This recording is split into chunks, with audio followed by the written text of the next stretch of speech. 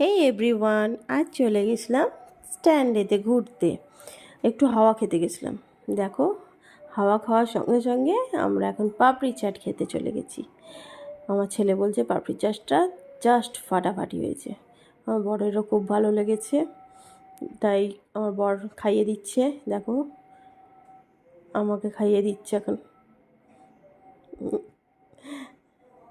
ওই সবাইকে খাইয়ে দিচ্ছে, তারপরে আমার ছেলেটাকেও খাইয়ে দিচ্ছে, তা নিজেও খাচ্ছে।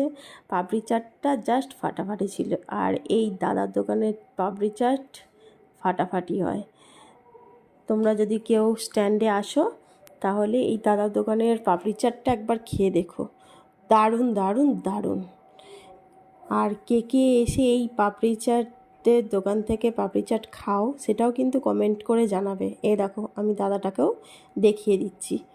ওই দেখো, দাদা তোমাদেরকে হাই বলছে।